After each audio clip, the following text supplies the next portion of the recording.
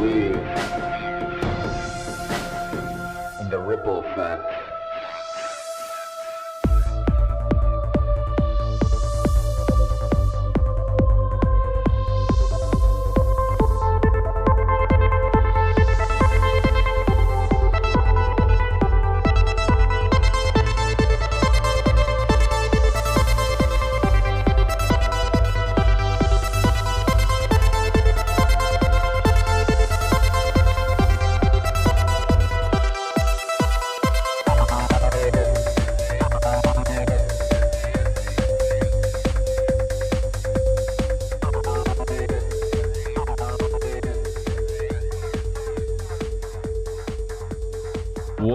What's up? Another episode of Ripple Effect Podcast. Of course, I'm your host, Ricardo, and this is also known as Ricky Brands, and a great episode for you today. Today was a unique conversation because it was one of those guests that reached out and wanted to be on the Ripple Effect Podcast that I wasn't too familiar with. And his name is Dustin Baker. He's the CEO, Bioprotein Technology.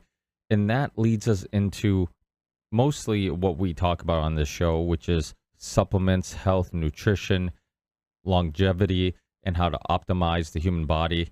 But as you guys know, these conversations can sometimes go in many different paths. So we talk about much more. So hold on. If you're not into health and nutrition, we do eventually talk about many more things. So this was a really fun discussion. I also recently just got some samples in of some of his products, one being the BioPro D3K2 product. And I also got some of his BioPro Plus product. So we talk about this and much more on the show. So you're going to learn a lot about Dustin, but also a lot about his company and his views on health and nutrition and supplements. With that said, of course, I have to remind you guys, this is a value for value show. If you get some value out of these conversations, please consider giving some value back. It doesn't have to be financial. I know a lot of people are in tough financial times. So please rate, review, subscribe to the show on all the audio and video platforms. You can find the Ripple Effect Podcast, which is just about all of them minus YouTube, as you know. And you'll be able to find all these links and much more on the rippleeffectpodcast.com. So please check out our website. But ways of supporting the show financially, if you can, we have a PayPal account. If you would like to do a one-time donation, we have a Patreon page if you want to support us monthly, which would be awesome if you can. And thank you everybody who does. I truly, truly appreciate it.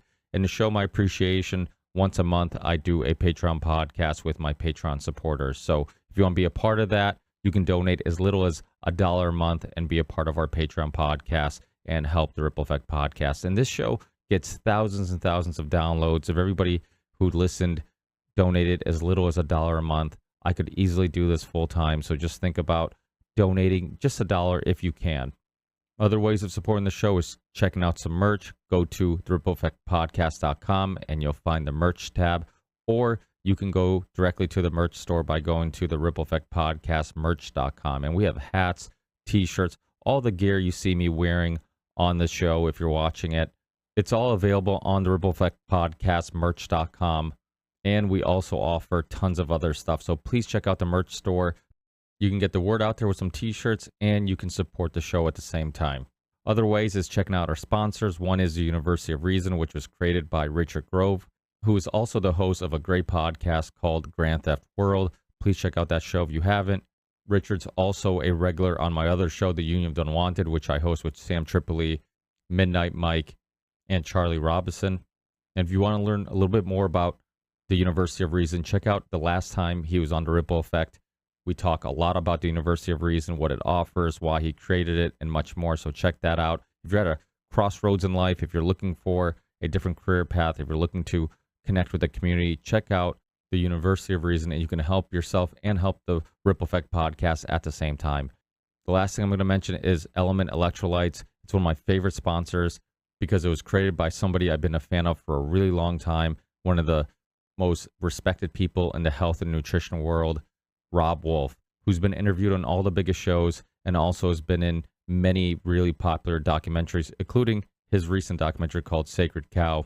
And as a big fan of the paleo diet, the keto diet, fasting, all that type of stuff, he found out that a lot of people were struggling with staying hydrated. So he created a healthy, no carb, no sugar, won't kick you out of ketosis, won't kick you out of fasting electrolyte mix. You add it to your water. It tastes awesome. and it can help you with a lot of symptoms that you might have because you're dehydrated.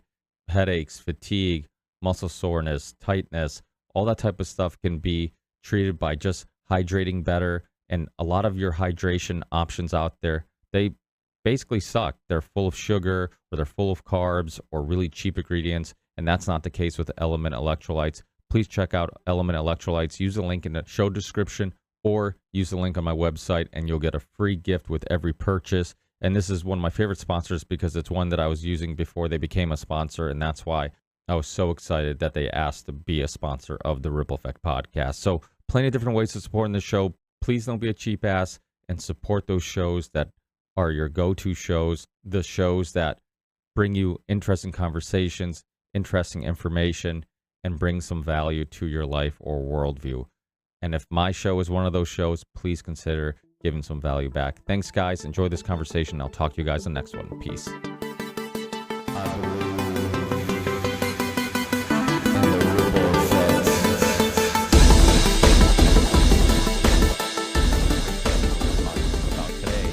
Sharing kind of a little bit of your origin story?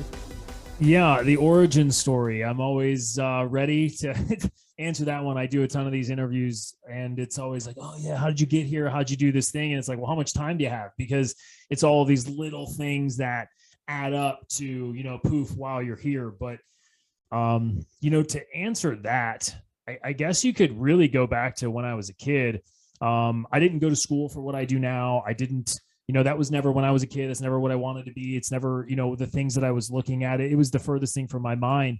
When I was a kid, I grew up super unhealthy. I did. The last thing we knew about was nutrition, health, wellness. I tell this story all the time. It's like my dad was a football player and he smoked cigarettes on the sidelines. That was the era that, my parents grew up in. They had zero knowledge about health, wellness, nutrition. I was a fat teenager. I was so fat one time when I got off an airplane to see my dad. He didn't recognize me. Legitimately didn't recognize his own son. He hadn't seen me in a long time, and I was huge. So that's how I grew up. I didn't have the discipline or the nutrition or the fitness background. I played sports, but I was never really any good. And then you fast forward to my 20s, where all of those kind of, lack of discipline, bad habits, they breed into now adult problems. And, I'm in my 20s, I'm a millennial. I have no direction in life, like a lot of millennials do. I'm making terrible decisions. I'm partying. I don't have a real job. I'm going in and out of school, all that kind of stuff. Well, one day I had a friend who was like, hey man, why don't you stop doing all the bad stuff you're doing? Cause I was drinking and partying and, being an overall just loser. And he's like, hey, dude, don't go drinking today. And why don't you come to the gym with me? Now, remember, at this point, I've probably never actually worked out a day in my life. I've never actually been into a gym, maybe a couple times here and there. But I went and it was like this internal thing that was telling me oh, try this new thing out. Let's go. I was outgoing anyway. So I would try anything new. So I went, and that little day, that little change is kind of, if you boil down my entire career, would go right to that day. That what working out and what that fitness brought me to was, it was discipline. It was the first time I had experienced discipline and delayed gratification in my entire life, which then catapulted and kind of snowballed throughout my career. Remember, I didn't have a real job at the time. I didn't do any of that. So one thing leads to another, and just to be involved in the health, wellness, fitness space, I would do anything. I lived in basements of gyms. I scrubbed barbells. I learned how to build equipment. I worked for free. I think my first job, I made $500 a month. And that was I couldn't pay my cell phone bill back then. So that was a big deal. And I was willing to do any of it. At one point, my father was even I remember having a dinner with him, and he straight up was like, why can't you just go get a real job like everybody else? Why do you have to do this? Why do you have to? Literally, that was the conversation. I walked out of dinner that one day out of a restaurant. I walked down the street and we didn't talk for a long time. And I continued on that path. That was what I wanted to do. And now moving forward, I've had multiple different business ventures. We've created fitness concepts, brick and mortars. I've been involved in NFL pro training, CFL, Canadian Football League, NCAA pro training. I've been invited to the NFL Combine. We've worked and created all of these different ventures with athletics and performance, and now we're in the medical field and anti-aging, all until today, where now our products are sold and shipped all over the world at this point. But there was always this one common thread through, whether it was pro training, whether it was our gyms, whether it was even the gyms like I ran back in the day before I owned my own. There was always like this company and these formulas that we would use for these athletes. And I got my hands on them. I used them. I loved them. And they seemed to follow me. I would integrate them in every one of my ventures. And then in 2018, last part of 2018, December 1, my business partner and myself decided, hey man, these things are too good to keep secret. They're too good to just keep to athletes or the medical space. Like we got to get our hands on this, and we got to get it across the planet. And that's exactly what we've done. And it's been about almost 4 years of just complete overhaul of these formulas, dude, that work. And it's now we're getting them to normal everyday, weekend warriors, not just the exclusive elite and not just available for, docs to give out to their patients in these hormone clinics, but now we're global. So I guess it's like a 5-minute question to a 30-second answer, but, or a 5-minute answer to a 30-second question, but I don't know how else to shorten it or get it any more brief. Well, that's all super important. I mean, a lot of people who are big into health and exercise, nutrition community, they have similar stories. They've had health issues. They were looking for their own answers. They were looking to resolve their own issues. I remember CJ Hunt. I mean, he did a great documentary on nutrition called The Perfect Human Diet. It's one of the better ones out there. And he had health issues. So he was, like he said in the documentary, you can go online, you can find all these conflicting opinions and perspectives. So which one do you choose? And it can be overwhelming for the average person. So he's like, I'm going to document my journey to figure out what the perfect human diet is. And, but it was all sparked by his own issues, by his own health issues that he was trying to resolve. And I believe Rob Wolf might have a similar story. I know many people do, except Dr. Dominic D'Agostino. I believe he's always been in shape, but he's one of the rare ones like that. A lot of people do look for their own answers and go on that journey. And so for people listening and you're talking about some of these products, one of them is human growth hormone, which I think we need to get into a little bit, because I feel like a lot of people have a opinion on it without really knowing what it is. Like a lot of people believe, I've talked to people, being a gym rat, you always talk to other people who are training and working out, get in these little conversations. And there's people who are gym rats like myself who think it's a steroid, who thinks it's a this, it's a that. And it's like, okay, no, it's actually not. And, but would you mind kind of explaining what is it and some of the other products that you sell and why specifically those products are the ones that you wanted to dive into? Yeah, I mean, it's actually very simple what we do. We make 100% non-synthetic alternative to prescription HGH. So HGH is human growth hormone. And you're not far off. It's every time we do an interview, every time I go somewhere and speak and everything, it's kind of always the same thing. It's people really don't understand how human growth hormone works, what its processes are in the body, how fast it decreases as we age, and what it's really linked to from a sense of like symptoms, like symptoms that you go through every single day that you're told are normal as you age, that can be directly linked to the decrease in your natural production of human growth hormone. So all we do is we create, manufacture, and provide a product that just kind of gives you back what you're missing, but we do it non-synthetically, meaning we don't introduce any exogenous hormones. We don't introduce any exogenous synthetic drugs, which is where a lot of that scary horror story type stuff comes in. And what the bad rap comes from is overdoing the synthetic drug use, which, I mean, dude, with any synthetic drug, I mean, you're naming a lot of the names of the guys that you've had on there from physicians.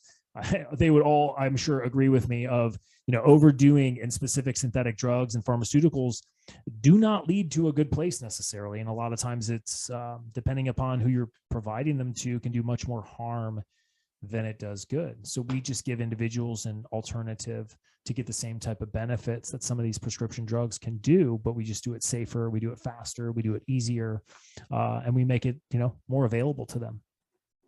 Well, one thing that you would hear a lot of people or a lot of conversations about HGH in the steroid world, and people would connect and link the two, and they were typically connected. But the reason why is because of the things you talk about. Typically, when you do steroids, your muscles are developing at a rate that are much, it's getting stronger and much faster than your ligaments and tendons and all that stuff. So a lot of people would do HGH with it to help those ligaments and tendons and all that stuff kind of keep up with the extra workload that the muscles can do. That's why it was common for people who did steroids to get hurt. And you're like, a lot of it is because they're overdoing it. Their ligaments and tendons aren't keeping up with the muscle increase, because you're just getting stronger at a super unnatural rate. But so that's the connection. But what people don't realize, or some people don't realize, like a lot of people who hear HGH and don't know what it is that it's not specifically for those purposes. People, like you said, athletes, actresses, celebrities, they use HGH as anti-aging, and we all create HGH when we're growing up.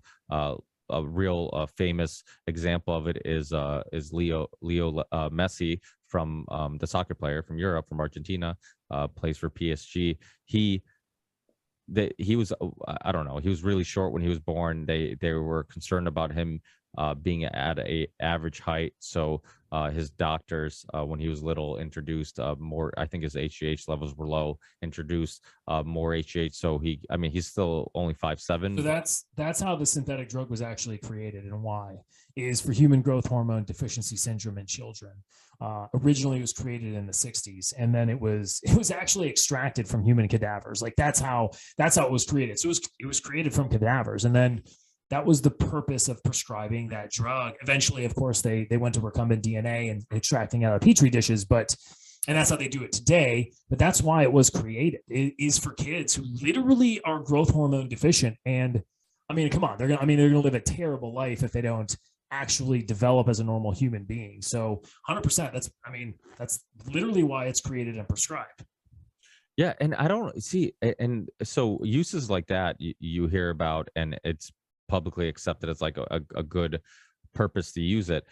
The thing is, I make the argument, I've talked to other people about it, that athletes should be able to take it on a regular basis. Like, you're beating the crap out of your body, you're traveling. If anybody has ever traveled, traveling alone beats you up, never mind traveling and then getting to a destination and having to play a sport against the best athletes in the world, then doing media, and then traveling. It's like, these guys, their body is their business, and it's like, if their bodies aren't recovering, then if it's not recovered, then they can't go to work. I hope it's something that becomes a little bit more publicly accepted, and more and this is kind of a problem that I thought we had, and now it seems like your business is kind of resolving it, is that some people, the rich of the rich, the celebrities and stuff like that, you hear about, like, oh, how do they look so good? They go to these anti-aging clinics, and HGH is one of the things that they're getting. And the average person is like, oh, well, that's not really something that I can afford, or something that I can get a hold of, because it's these specific doctors that they have access to and all this stuff. But now people can basically, let's get into that. If, like you said, if you're a athlete, or even if you're just a person who wants to feel better, because what HGH does, and I'll kind of briefly describe, and you can go into more detail, or correct me if I'm wrong, but it actually helps with the recovery of just about everything. It helps build your cartilage, your bones, your tendons, your just about every aspect of your body. Now, if you I think when you hear about people overusing it or overdoing it, those are extreme examples. Like you said, when you're talking about the people who are doing that, they're either like athletes that are overdoing something, or a lot of times it's the bodybuilding world where they overdo everything. So like that's, yeah. But it doesn't mean that it's dangerous if used properly, right? No, I agree with you. There's an absolute appropriate medical application for the synthetic human growth hormone, absolutely. Whether it's children who literally do not create it, to where we focus on, which is human performance and anti-aging. What you're talking about is how available it is to human beings. I'm in Florida, so a lot of things are in that space are a lot more available and actually affordable than it is other parts of the country. But with human growth hormones specifically, it's increasingly more difficult to get and for physicians to prescribe. So a lot of people don't realize that just because a drug exists now, in 10 years, it doesn't mean that it's going to be just as easily available or just as inexpensive, or your state's going to allow you to prescribe it, meaning the states kind of require, hey, doctors, you can only prescribe drugs for XYZ. I mean, we saw that huge with COVID protocols and what drugs you're allowed to prescribe for what. Like, you get into the whole ivermectin thing, whether you're a proponent for it or not, that's a rosacea drug. It's a skin drug because it's an antifungal. So you're allowed to prescribe it for skin issues, but you'll lose your license if you prescribe it for C19. Very similar with human growth hormone. Whereas, you're a child in, let's say, California. California has the highest regulations, I think, for human growth hormone specifically. It's very easy probably for a child to test, low growth hormone deficiency or growth hormone deficiency syndrome, get a prescription, go take care of it. However, to receive a prescription for human growth hormone, if you are you're looking for an accelerated recovery or an anti-aging piece, incredibly difficult. I mean, so difficult that the typical monthly cost for somebody in California to receive these treatments is about $10,000 cash per month. It's not covered by insurance. You're paying cash pay. Good luck. 10 G's. That's I don't know where you're at, what your interest rate is, but that's a $1.3 million house. So congratulations. That to most Americans is out of the reach of reality for them to add that in. So in Florida, it's a little different, but you're still looking at a monthly cost of, $1,200 to $3,000 a month. So it's a big difference, but it's just not as available to individuals like it used to. And I also think it's very important for people to understand where human growth hormone kind of comes into play, because we're talking a lot about stigmas and we're talking a lot about preconceived notions. And for anybody, most people don't actually know about human growth hormone anymore, like the natural human growth hormone your body produces, because it's overlooked by physicians all the time. Literally, when we talk about hormones and we talk about aging, it's always testosterone for men, TRT, and it's estrogen, progesterone, like these hormones for women that are going through menopause. Men go through andropause, women go through menopause. But I ask everybody when we talk to patients, when we talk to doctors, I'm like, okay, did you test for IGF-1 on a blood panel? Because everybody tests for, go look at your blood work. Everybody tests for vitamin D, cholesterol levels, if you're a man, TRT, free testosterone, your absorption rates, etc. Nobody requests IGF-1. Why? It's the direct link. It's the actual blood panel for human growth hormone. Human growth hormone is the master hormone in men and women. It is not sex dominant. Testosterone and estrogen are sex hormones that men make testosterone. They also have a little bit of estrogen. Women make estrogen. They also have a little bit of testosterone. But they both have adequate amounts of human growth hormone. But we don't test for it anymore unless you specifically ask. Why? It's responsible for sex drive. It's responsible for metabolism. It's responsible for cognitive abilities. It's responsible for focus. If you're low growth hormone, you can directly link it to all kinds of neurological diseases. You can link it to anxiety, depression, erectile dysfunction specifically, excessive weight gain, stress, bad sleep. It's incredible. It's just we're super fast to pull the trigger on a TRT replacement. Why? Super inexpensive, super available. Everybody thinks they want it, but we forget completely about human growth hormone. Yeah, and it sounds like it's the politically correct hormone because it doesn't see gender. And there's no gender. It doesn't. It's equally decreasing in every single one of us every single day after puberty. It's tough. So I know you produce a lot of it at puberty, and that's what dictates, or at least that's a lot of the what dictates your height and some of those things. The average person, like, does their HGH levels basically drop right after puberty, or do they still produce a little Yep. bit, or basically right So after? after puberty, you're still going to produce natural HGH. Okay. It's produced in sleep, about 90% of it. It pulsates through the body. It pulsates during sleep, it pulsates around your workouts, etc. But every single day after finish puberty, which is when, typically early 20s, I mean, you're literally you're a peak hormone environment. I mean, you are as high as you are ever going to get. But as soon as that puberty is done, you start your decrease. Now, it's different for every single individual. Like you and I may decrease at different levels, but rest assured, every single individual is going to decrease in their level of natural human growth hormone that their body produces. You cannot stop it. It doesn't matter how good you eat. Doesn't matter how much you work out. There are things you can do to slow it down, but every single one of us will experience that. There's a physician here in Florida that we work with. He has a great analogy, and I steal his analogy every time. It's like, think about if you got a paper cut every single day after you finish puberty, right? You don't really notice the paper cuts every single day, but by 45, you're covered in lacerations and you're at massive blood loss. And that's why people hit, like, I'm sure you've heard this before. You're involved in the gym, like you work out, you know your way around a gym. You're talking to doctors all the time, but individuals, they like hit this wall. They wake up one day and like, I didn't feel that before, or I don't sleep. I just realized I don't sleep as well, or I'm really high stressed. They hit that wall. Well, welcome. You're now realizing the physiological effects of these decreasing hormones. Yeah. So the product itself, it's not synthetic. So what is it made of? Where do you get it from? Sure. So where we focus, okay, it's important to note that anytime you introduce an exogenous hormone or a synthetic drug, a testosterone, a human growth hormone, estrogen, whatever, you are going to alter your natural ability to create that hormone. You're going to alter how your body naturally creates that hormone, how much it does, because you're introducing an exogenous form. So the body notices that and goes, okay, cool, you're bringing it in. I don't need to create it as much anymore. That's why. So when you're looking, right?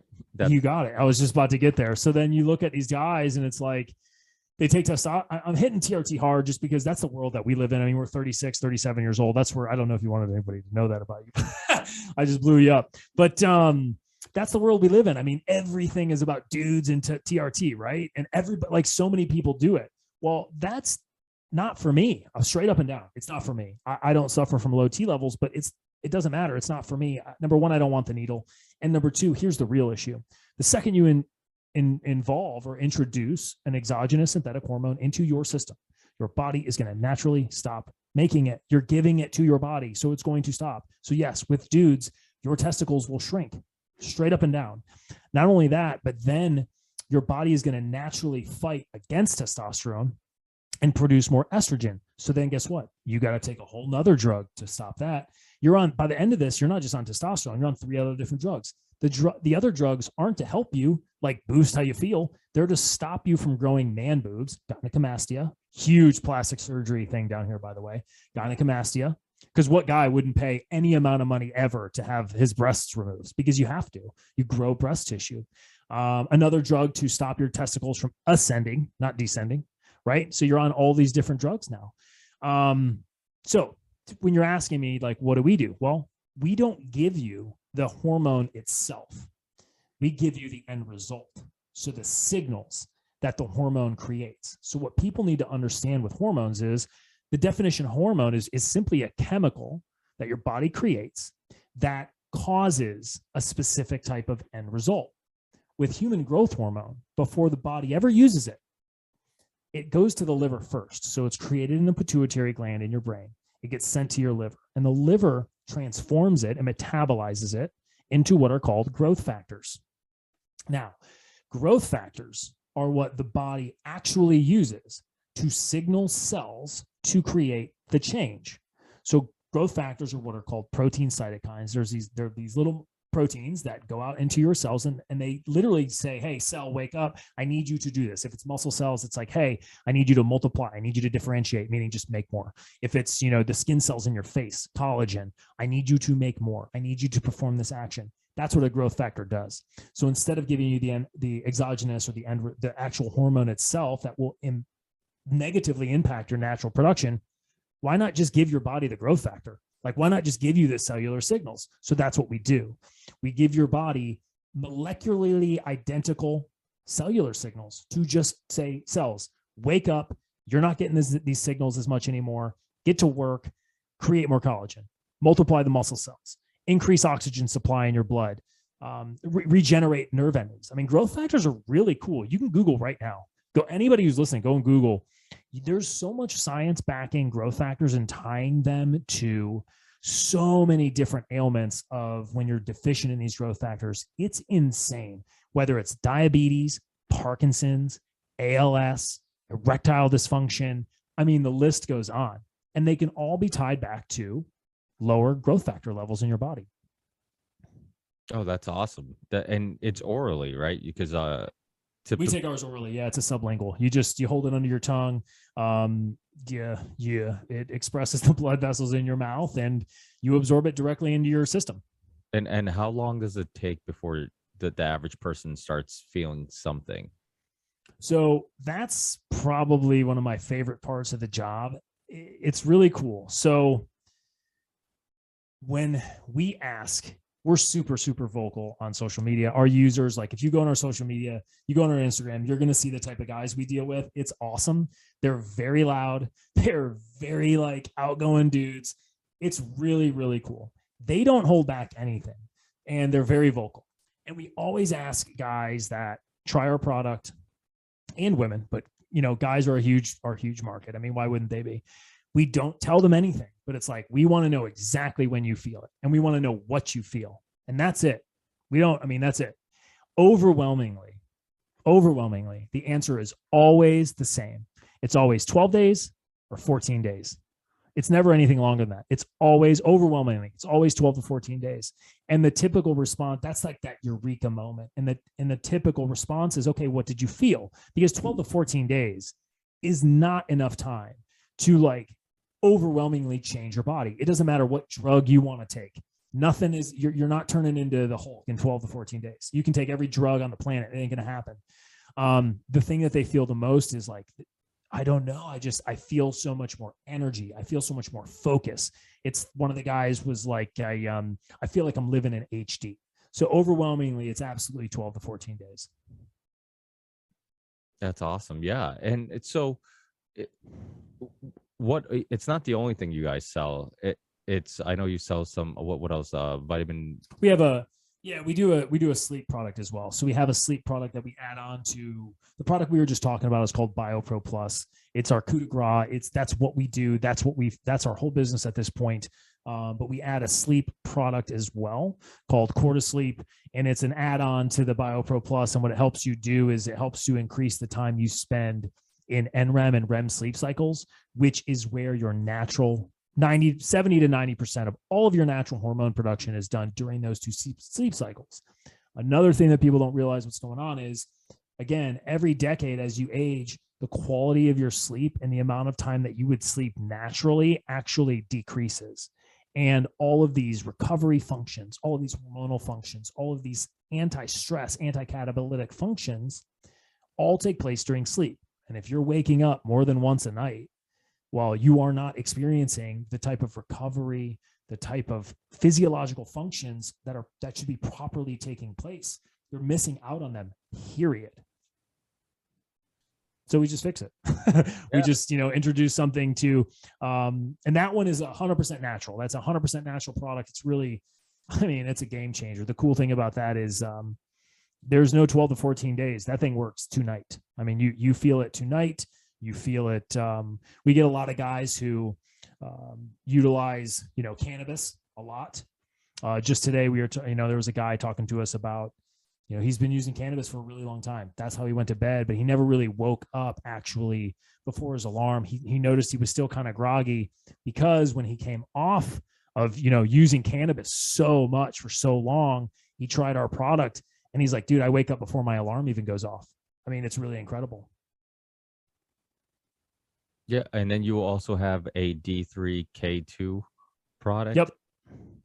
we do the vitamin D3K2 because a lot of people don't realize vitamin D is actually considered more of a steroidal hormone. It's absolutely essential for the absorption of natural products, natural hormones. And whether it's HGH, whether it's testosterone, et cetera, it has a massively steroidal function to it of increasing literally the absorption rates of other hormones. Yeah, that's something I'm gonna have to look into also, because I have a wrist issue that I keep falling and on the same bad wrist, and I know there's some. What are you, rollerblading? No, but honestly, it's like bad luck. I've like taken 2 shitters playing soccer that I always end up landing on my right wrist, and it doesn't hurt that much until I play basketball, and then it's like that little just wrist movement on like a 3-pointer, putting that little extra effort. I feel it like it's still just lingering around, and I'm like, when am I ever gonna get over this thing? So I've thought about going back on some type of bone, something that's going to help just my whatever it is, like joint formula and some type of bone supplement to kind of help rebuild whatever's there. I'm one of those like proactive people where I'm not like, what am I going to go see a doctor for? They're going to take x-rays, tell me that something's wrong. I'm like, let me try to do it on my own. And then last resort is, I like to try food, supplements, vitamins. And then as a last resort, maybe go see a doctor if need be. But what have you tried so far to help you out with your wrist? Well, so it was funny because the first time I heard it, I'm like, I'll just wait it out. And I've been kind of detoxing a little bit from vitamins. Like I'll go on for a while, and then when I feel good, I'm like, you know what, I don't, let me take this moment to kind of detox from for a little bit. And then so I was fine, and then I took a shitter, and the ball just kind of went, my feet went up in the air, and then I just landed right on my wrist, and I could barely move it. And I'm like, I'll just wait it out. And then I waited, and then I forget which which supplement I went on, and then I'm like, I got to do something. This is taking forever. It was like, I don't know, like 6 months later, and I was still feeling it. And I would definitely feel when I'm at the gym and doing chest or anything that kind of puts some strain, or triceps, anything that puts strain on my wrist. And next thing you know, like within a couple weeks, I was fine. Like I went on some bone supplements, and then also some joint supplements, because I'm like, I don't know if it's cartilage, I don't know if it's the bone. I'm like, I'm just gonna hit it with everything. And so I just started like overdosing on these vitamins, and within like a week, I'm like, wow, I'm seeing improvement. And I went 6 months with no improvement, which I have tons of little stories like that of just you just can't ignore the fact that like a vitamin actually helped. And I have multiple cases of people who had Bell's palsy who, using natural supplements, fixed their nerve damage. And it's like, it's happened too many times for it to be coincidental. And a lot of times, I mean, the weird thing about doctors is that they understand eating better will help you in regards to health and just overall wellness. But yet, once you start talking about vitamins, they look at you like it's pseudoscience. And I'm like, well, I don't get it. If getting nutrition from food makes me healthier, why wouldn't getting the same vitamins and minerals from a supplement also help? And I know that the supplement industry has a little bit of a bad rap because there are some bad companies out there who try to make a quick buck, and they'll tell you something's in their product and it's not. And that does happen a lot. But that's why you don't buy supplements from the guy who's trying to get you to also sell the supplements. All those pyramid schemes. I'm like, well, like if your supplement's so good, why do I need to sell it? It's like all those people who end up getting involved in that. I'm like, find the companies that have been around for a while, the people that people that you respect, people that have actual science behind their products. And but the thing about the supplement industry is that there's not a whole lot of money in vitamins, in the proteins and pre-workouts and nitric oxide. Obviously there's more money in that, but like in regards to just vitamins, there's not a whole, because you can't patent something that's natural. But so I'll tell you straight up and down, there's actually very little money in everything you just said. Really? The powder industry is awful. The powder industry sucks. It's just, especially with today's supply chain, the powder industry is tough, man. It's so expensive to ship. It's so expensive to make. The margins on it are terrible. Here's the thing about the vitamin industry, and I'm going to blow a lot of people's minds here. And luckily, I'm not a guy that, we make our stuff right. I mean, everything is like here. I have to be able to walk into a place.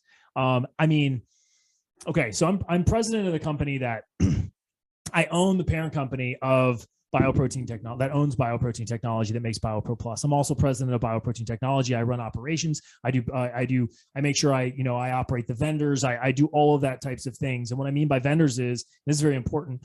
And then I'll start blowing people up, but because I pride myself very much on this in our company. Everything we do, I want to be able to touch in the United States. I'm talking the glass. The glass is right out of California. I don't own glass manufacturing, so I do have to buy that. Yes. Glass manufacturing is right in California. My paper products are 11 minutes down the street. I can walk in. I can show up where I need to be. So all of my boxing, paper products, everything is there. The glass is right there. All the ingredients come from a very specific, we extract our products from another mammal. So, the farm, I can literally show up in the farm. It's in the United States. What people don't understand with the supplement industry, and I don't know who's listening to this, but they're probably going to be pissed.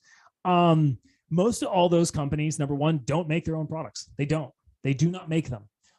In fact, companies like that come to us and are like, hey, straight up and down, very huge companies that, hey, can you, we need better material. We need this.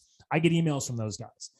Most of them are not willing to pay the type of money that it costs to source quality, good raw materials. So everything's made from some sort of raw material, right? And they all have their country of origins that they come from.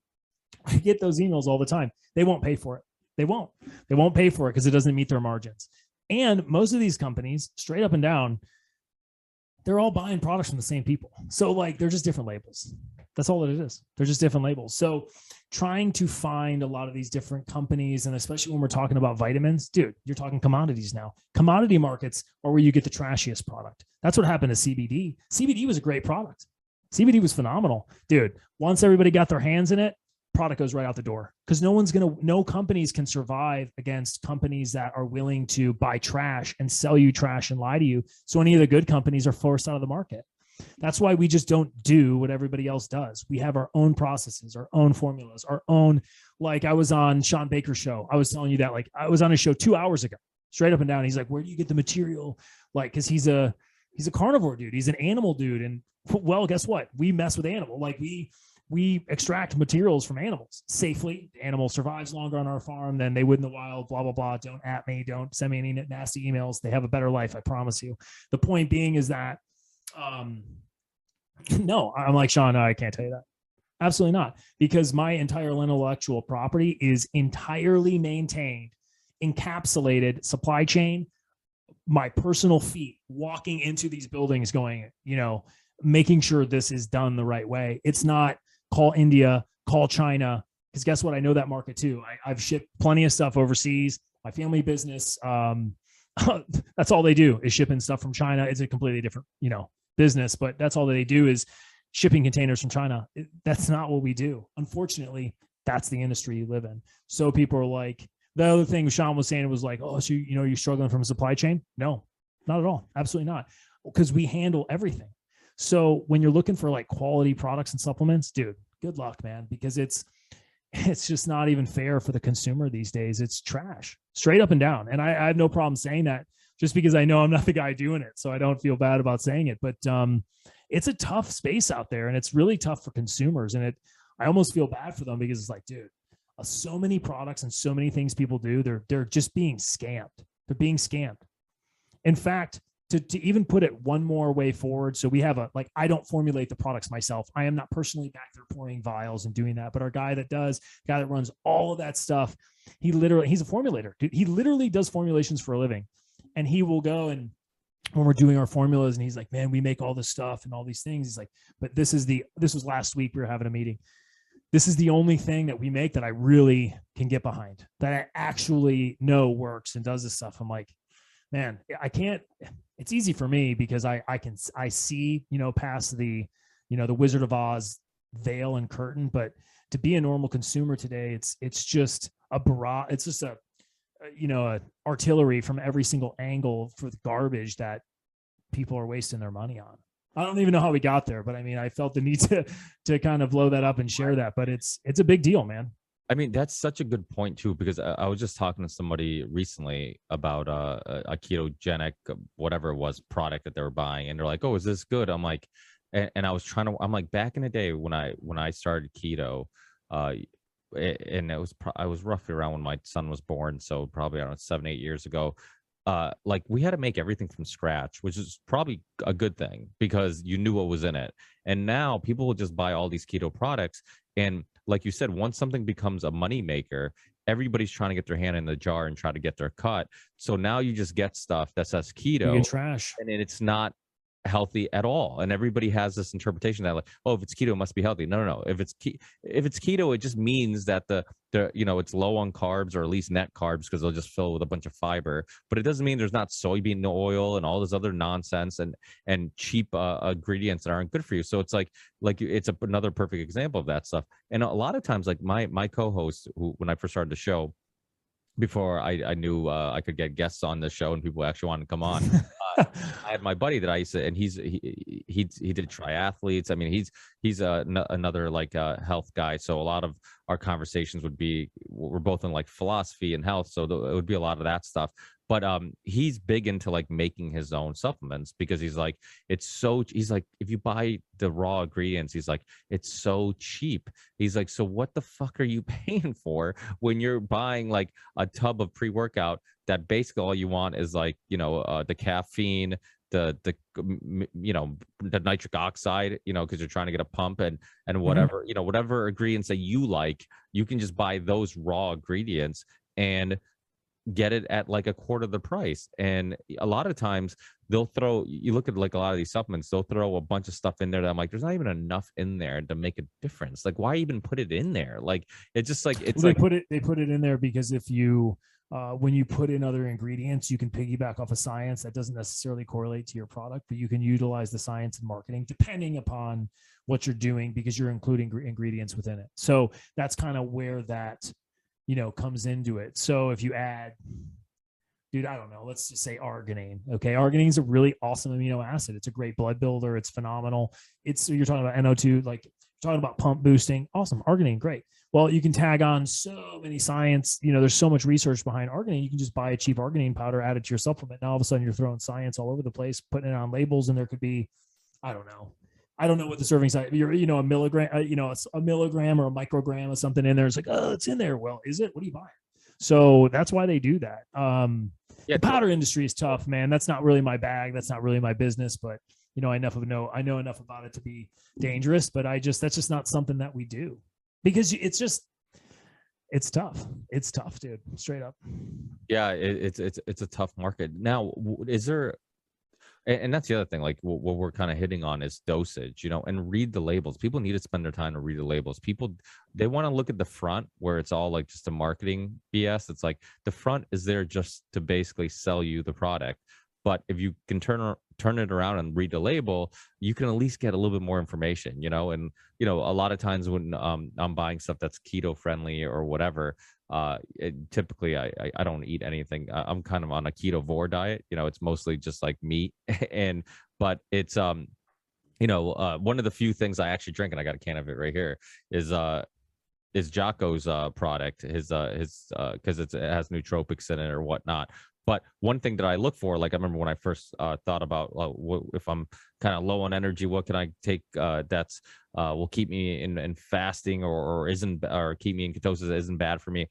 And I'll look for like what sweetener do they use. Is it monk fruit? Is it organic stevia? Or is it sucrose? And little attentions to detail. It's like, okay, they care enough to use a better sweetener, maybe more expensive sweetener instead of the cheaper sucrose. So it's like all that attention to detail is important, and you have to, you can't just look at the label, right? Like what does it do? Okay, that's what I want. It's like, okay, but is it cheap ingredients? Where does it come from? All that type of stuff.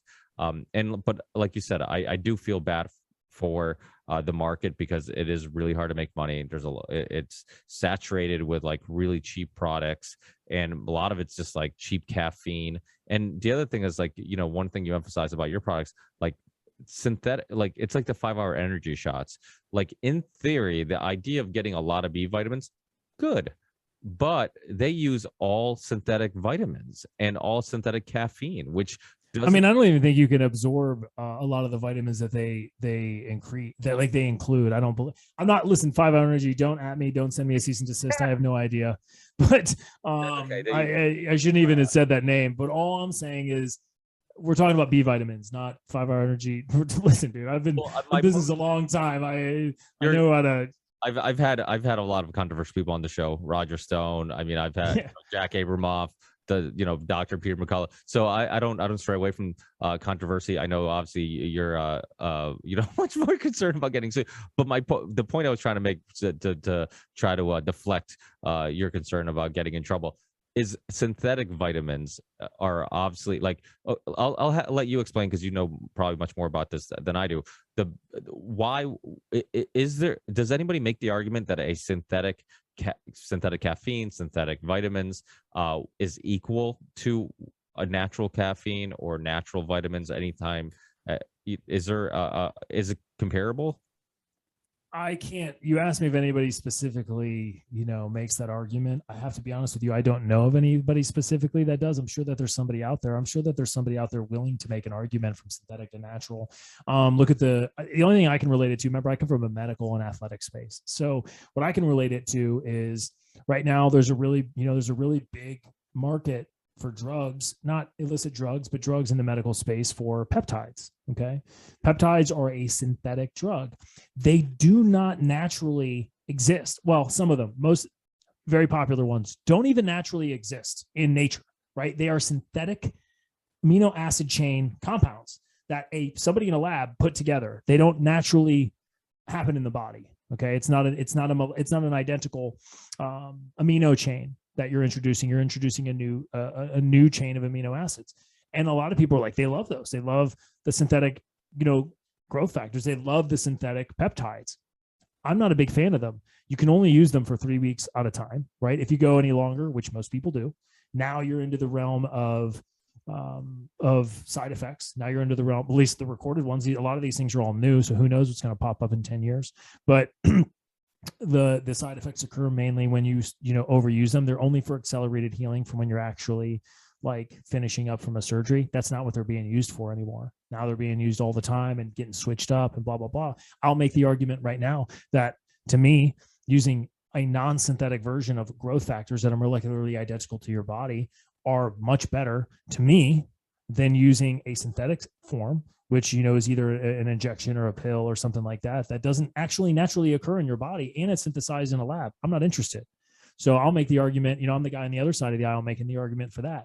I don't need synthetic drugs if I can get something that's non-synthetic that works, if that makes sense. So if you want to relate it to the vitamin and nutrient industry, well, then you should be looking at your vitamins and nutrients from the food that you get. Now we're talking about a completely different problem, which is in the Western culture, you're over farming, and what they do to food nowadays, they're actually nutrient deficient.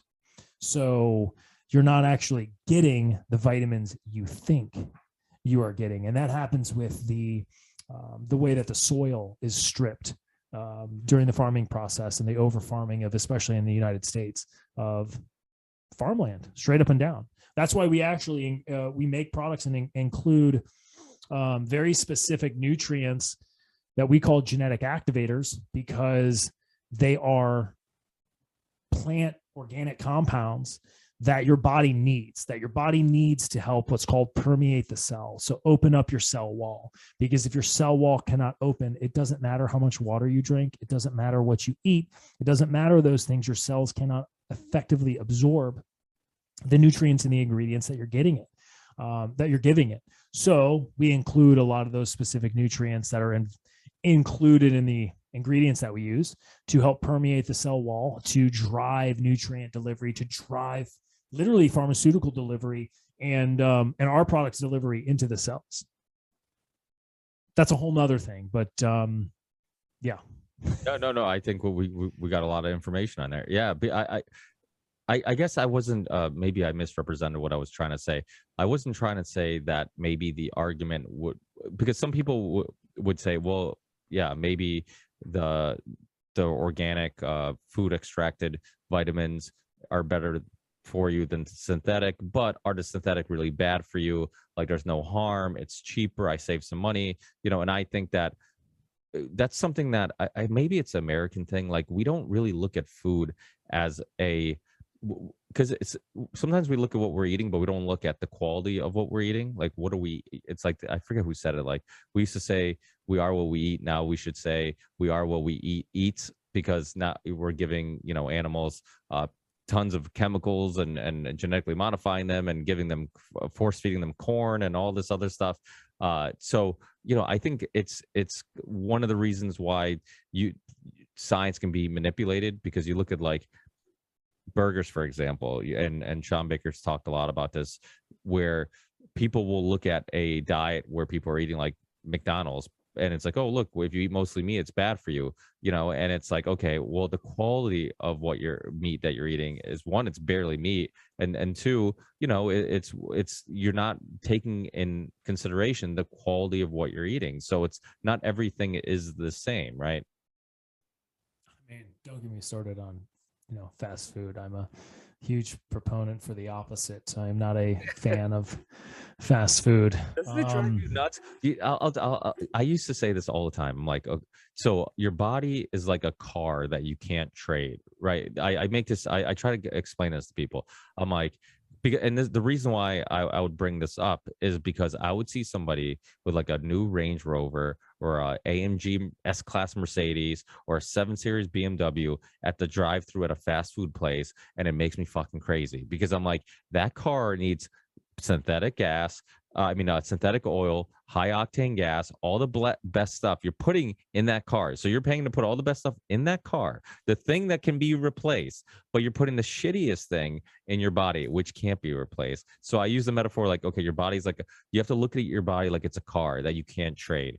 So you would, if you knew that you'd have one car forever, and if you didn't change the oil, then it was going to run badly. If you didn't fix it, if you didn't put good stuff into it, it was going to eventually not run well, and you're stuck with it. That's it. Now you can never trade it. I'm like, that's your body. Like they'd still destroy the car. They'd still destroy the car. 100%. No, I'm telling you, it's a social. And listen, dude, you're going to get me started on a whole other thing, but 100%, they would totally destroy the car. And the reason is it's has nothing to do with the food. Has nothing to do with the food. It has everything to do with society and the way that our society has come to from a philosophical standpoint of. Well, let's get into that. What exactly do you think is the issue then? So human beings, and this is what human beings struggle very much. I mean, I think that's clearly apparent. Individuals, in my personal opinion, from personal experience, from learning from my mentors, from learning from people that are a million times literally successful than I am in the company that I built, suffer from immediate gratification. If it's not immediately gratifying, they're not interested. It doesn't matter. It does not matter what you put in front of them saying, here is exactly what you are going to get. You are literally going to get this check for $2,700,000 in 6.5 years if you do X, Y, Z, the alpha, omega, whatever, every single day.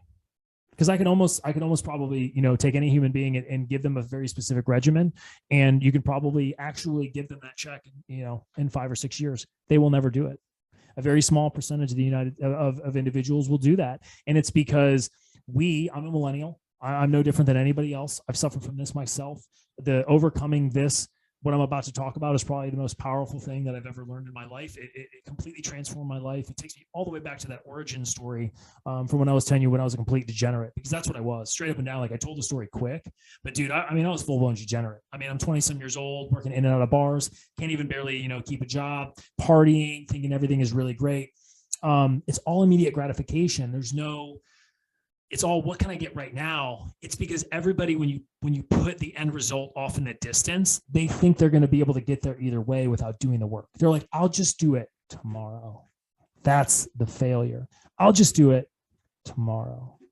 Guess what? Tomorrow comes. It ain't going to not come. And then it's, oh man, I'll just wait till next Monday. Yeah. Okay. I'll just get it done on Tuesday. It doesn't matter what it is.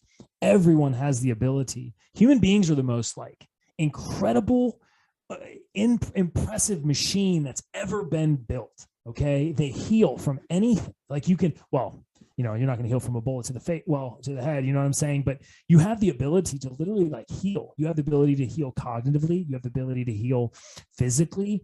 You have the ability to earn and do these things. Everybody has the ability to be successful.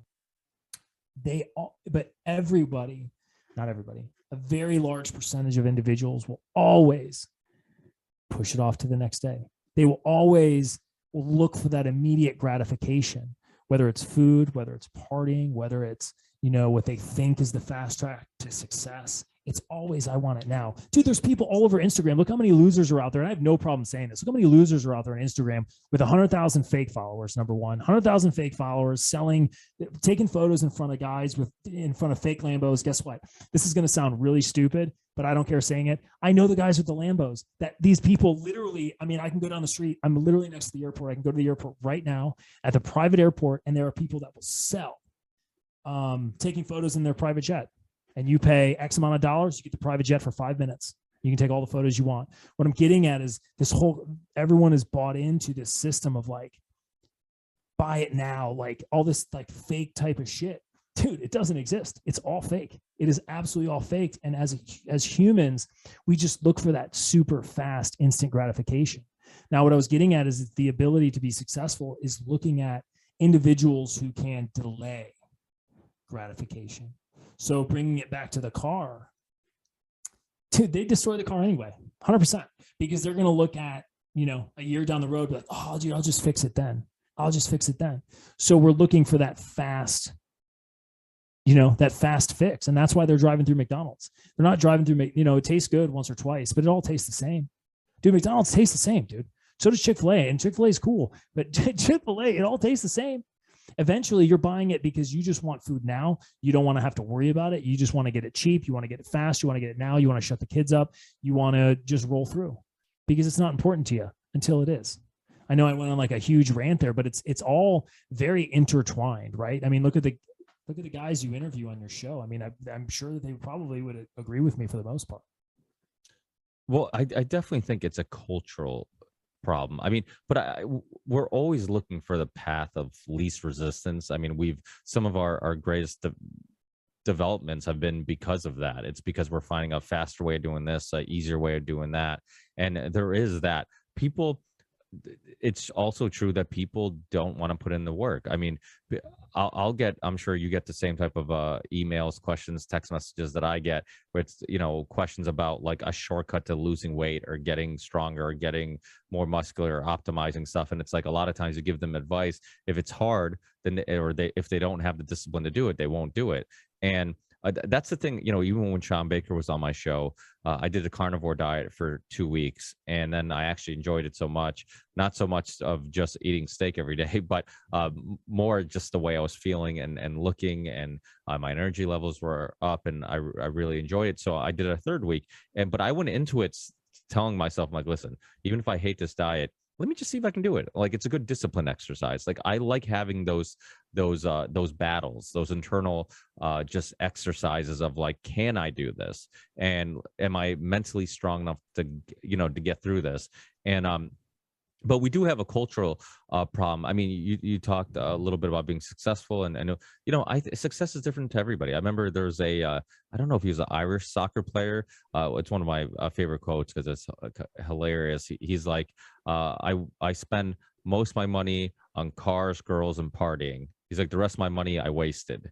And it was like, you know, it's sarcastic, but he makes a valid point. Like, who am I to say that if you're happy living the way you are, then that's great, you know, and if you're enjoying it, you should be able to enjoy it. I mean, success sometimes for a struggling musician who's playing in bars on weekends, to him, like being able to do what he loves and make a living do it, that's success to them. Success is different. But I think the problem with American culture, and as a foreigner kind of looking in, and still being born in Portugal, having parents that are, you know, still live very much like they're in Portugal, because we're in this very the town that I live in, Massachusetts, but the town Ludlow, Mass, where I live, it's a lot of foreigners, a lot of Polish, a lot of Portuguese, a lot of like right off the boat Italians and Portuguese and Polish and from different cultures. And and some of the stuff that they still have, like still hold on to, is like being family oriented, finding happiness in the little things.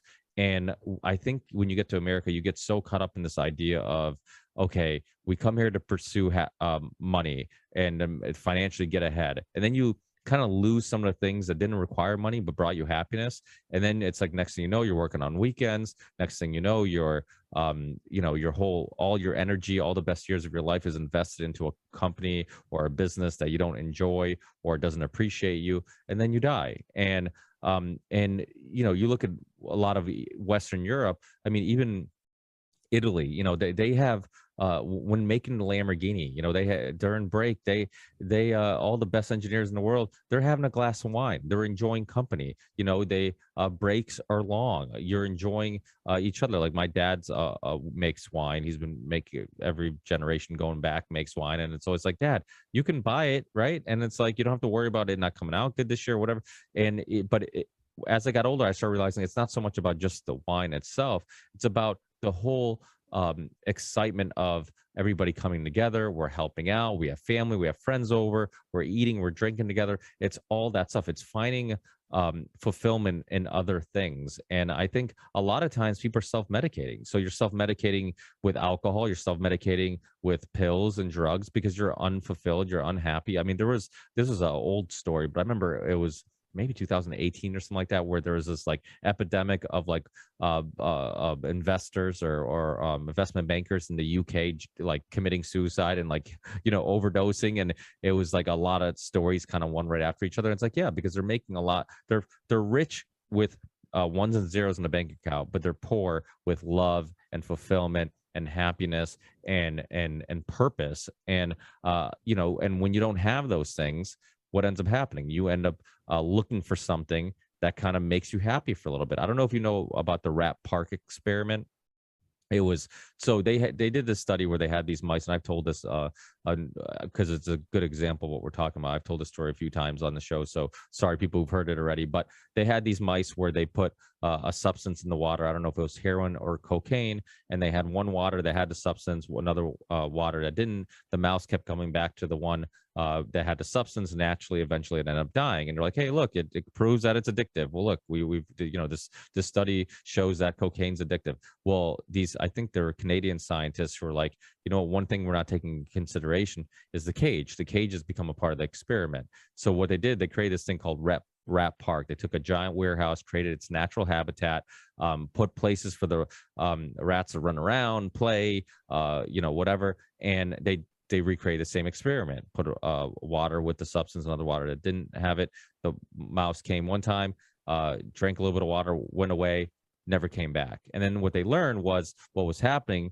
It wasn't that the substance was addictive. It was the fact that it was unhappy. It was stuck in a cage. So the only thing that was bringing it a little bit of joy was that substance. So they kept coming back, kept coming back. Now you give it happiness in other places. Next thing you know, it's actually it's not having the same response. So I think a lot, even the food thing, I think a lot of it's self-medicating. The food gives you like this, like you said, this quick happiness, this quick joy, this mouth pleasure for a little bit. And if you're unfulfilled, if you're not happy, you go down this roller coaster of like self-medicating with all types of things. And I think food can be one of those.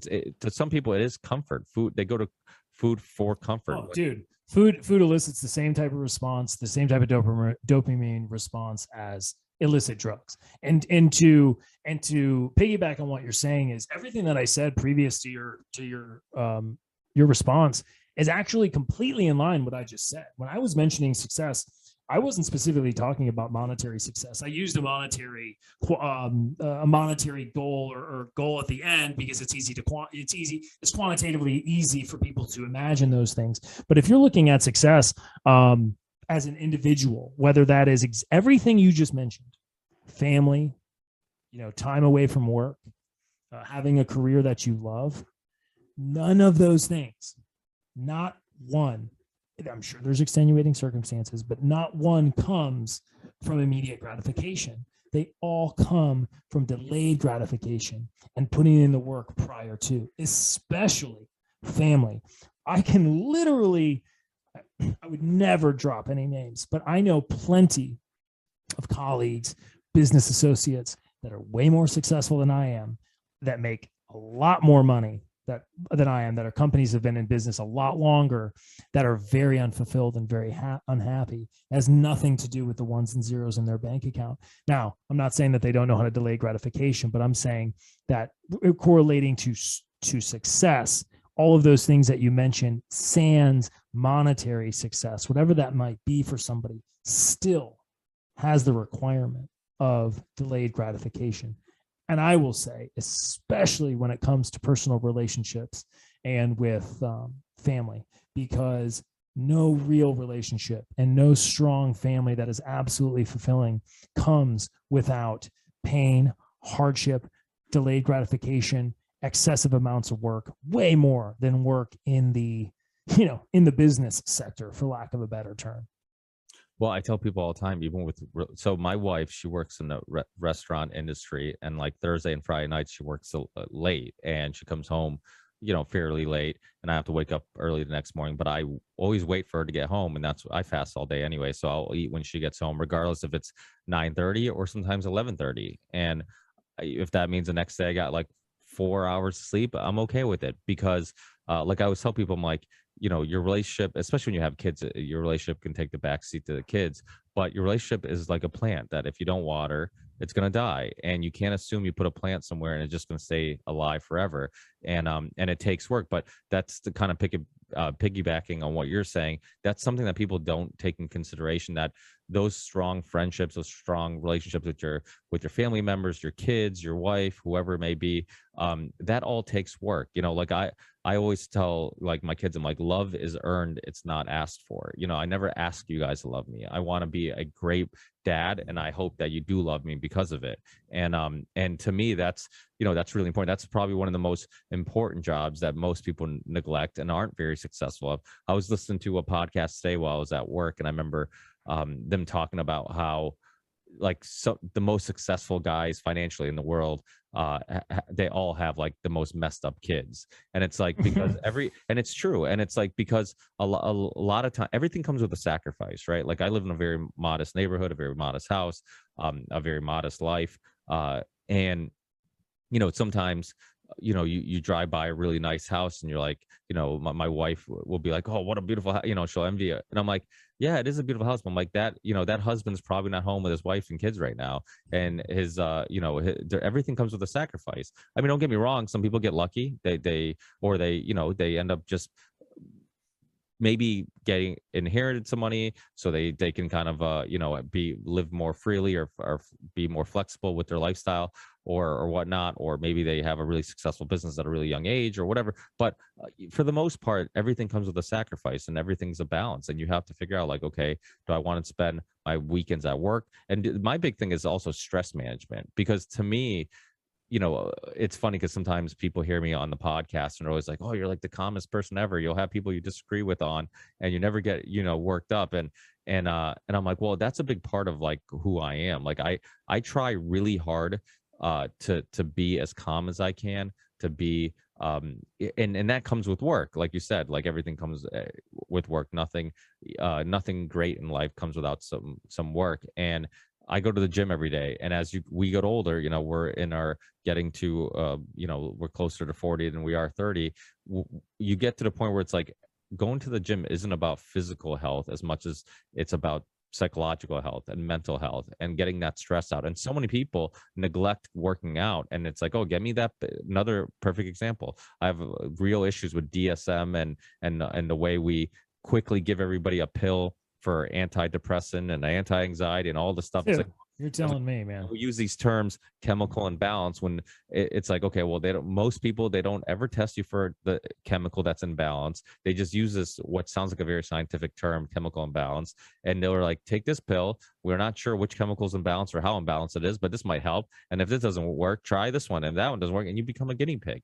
And yet no doctor's telling you, hey, you know what? Exercise and meditation and all these other things and even just cleaning up your diet can help with dealing with the stress, getting better sleep. Like one of your products, huge with like dealing with stress. And I mean, how many times have you been, I tell people all the time, like, if you're rip shit about something, sleep on it. If you're still mad the next day, then maybe it's worth bringing up. But if not, then obviously you kind of living in the moment. But like getting a good night's sleep is one, very difficult for most people, but two, also incredibly important to just about all aspects of your life. Sleep is the most underutilized tool in every health and wellness regimen, even if it comes to stress, anxiety, cognition, human performance, stress, all of it. It's sleep, and people like do not. They just don't. It's just not as important for some people for some reason. I don't know. I mean, How many hours do you get a night, or do you try to get a night? I like to get around 9. Wow. So I'm a really lucky guy, dude. I clocked my hours. Okay. I went for years without sleep. When I started my career and some of my earlier ventures, and I'm saying this as a precursor because what I say next, people will be like, oh, how does he do that? Whatever. The point being is that, I did my time. I did my 4:30 a.m. to 10:30 p.m. every single night, brick by brick, building some businesses. I'm very lucky now. This is, if you look in the grand scheme of things, this is a newer thing for me. But and I got a baby girl on the way due any day now. So the sleep thing's probably gonna go out the window. But Congrats, I get it. Thank you very much. I'm so yeah, it's my first. Yeah, I'm super excited. So talk about delayed gratification, bro. Like I honestly I never thought I would be so excited to have kids. So I'm like so excited, dude. But it's my first. It's one of those experiences where, like, I remember when I was becoming a father, when I had my son, everybody's like, oh, it's going to change your life. It's going to change your life. I'm like, I get it. Everybody's telling me it's going to change my life. And then I experienced it. I'm like, I didn't really get it. I'm like, because you can't really. I'm not saying I get it, dude. I have no idea what's coming down the pipe. I'm just saying, like, so thrilled. That's how crazy of an experience it was. Is that like I thought like I could somewhat understand emotionally what I was going to go through, and then when I went through it, I'm like, oh my god, I didn't even scratch the surface. Like I always say, I'm like, I've cried 3 times in my life: when my 2 kids were born, and when Portugal won the Euro Cup.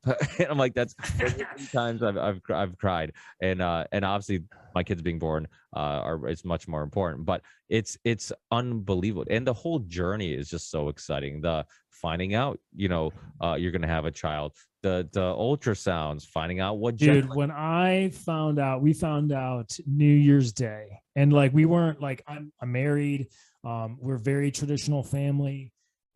We did not cohabitate.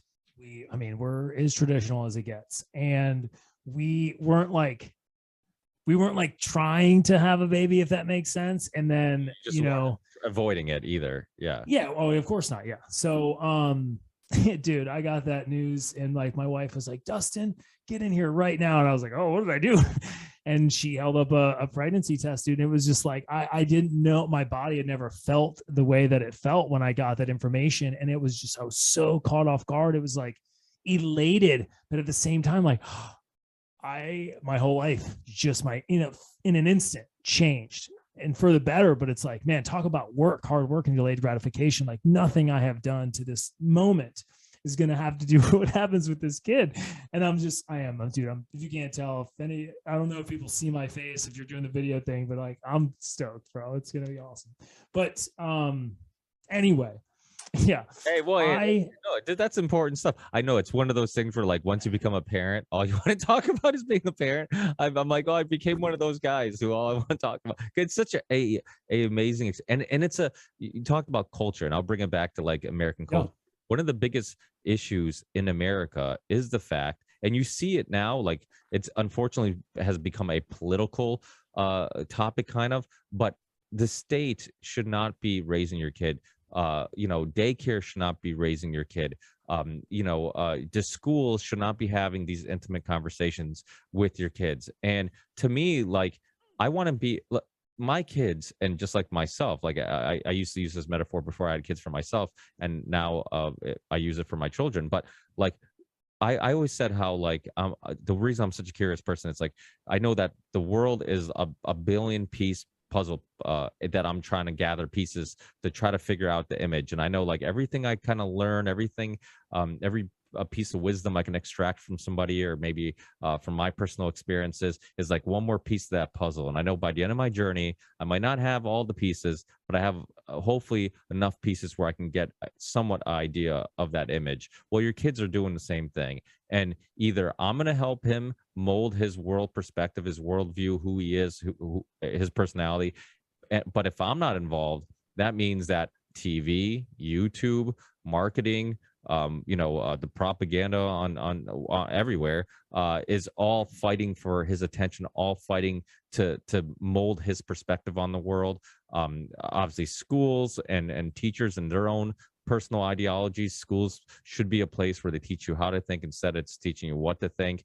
And there's all these issues. So it's like being a parent. It's like it's one of those things where like people just don't realize, or they don't care that they're not involved enough to have a huge, or at least as big of a impact on who your child becomes as it should be. Are these things issues that like have gone through your head? Because I know people always say like, oh, now's a crazy time to have kids. Now I'm like, well, so was somebody said that to me the other day of he said right to me and my wife. I don't know if she heard it or not, but he goes, man, you're so brave. And I was like, what are you talking about?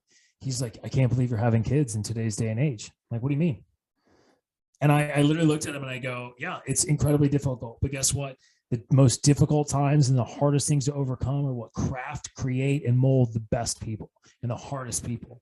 I don't hold back on past generations or my generation and where we went wrong and what I think we went wrong. I know where we went wrong, and I can, you can dial it back.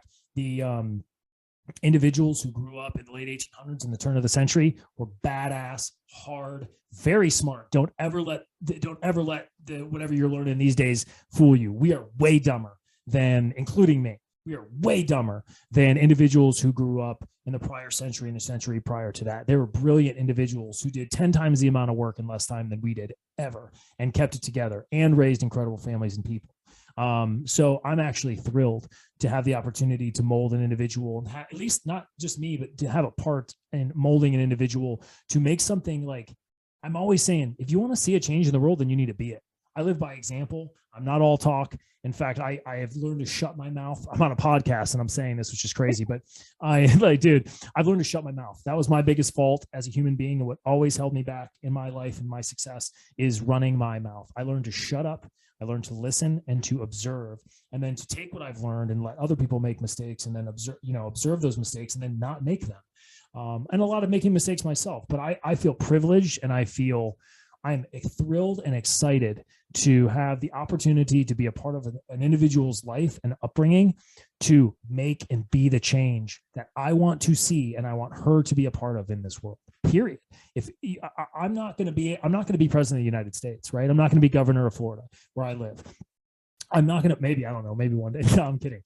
But I'm not going to be those things. The change is made at the grassroots level. And if you don't like what you're seeing in the country, in society, in other human beings, no one's going to listen to your words. Zero. It goes in one ear and out the other. They might agree with you, but a lot of times people don't listen. I've had enough employees and I've sent enough people through training, and I've written enough, training manuals, et cetera, to understand that I can talk, and I can show you what it looks like, but nothing happens without living by example and producing, literally physically being the embodiment of the change that you want to see. So when we're talking about, society and stuff like that, you got to live it, dude. And it starts at the bottom. It starts at creation. It does not start at the top. And if you're an individual who says, oh, this guy's got to do it, and you don't live what you're telling other people to do, or you think your world leaders or whatever are doing, you think they should just do it and you don't have to, dude, you are living in a fantasy world, because that is not how the world operates. In fact, it's quite the opposite. I love the fact that before the show started, I told you how I get people talking about things that they would normally talk about. Yeah. In the dude, show. That. You struck a chord. I mean, I am just I speak from experience, because I was exactly the person that I'm talking about. I am not saying this from the outside looking in. I am now. But I've had plenty of employees. I've had good employees. I've had bad employees. I've had plenty of people come through the doors. in different facets of business, in all different walks of life, from young to old, to educated to uneducated. And I have observed and observed and observed and understand where we're headed and what's going on and why things are the way they are. And I just refuse to participate in what is occurring right now.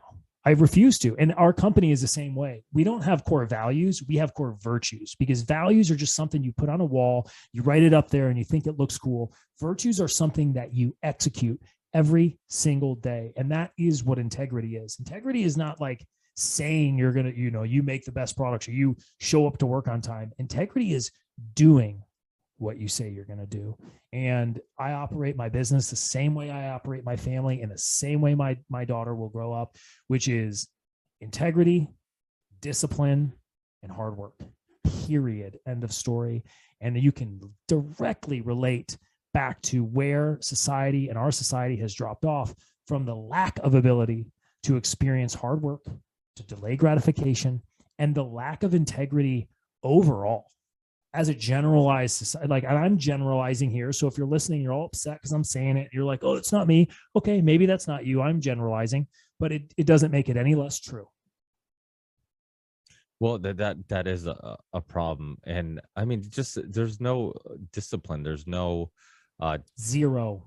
There's no being proactive and taking things into your. I mean, we are natural procrastinators, but that we shouldn't accept it, and we should acknowledge it, and we should review, reflect on it, and say, hey, I'm gonna do better. Like, my wife would always be like, oh, you're like the guilt, you let guilt eat you. And I'm like, it does eat me up. I'm like, it's my tool to doing better the next day. I'm like, I don't see it as a character flaw. I see it as a character gift. I when I eat poorly on one day, or I skip the gym, and in the back of my head, I'm like, you know what, I was saying I shouldn't have went to that. I should skip the gym to sleep in this morning, but maybe the truth was I didn't need that extra sleep, and I just didn't want to go. Are you a David Goggins fan?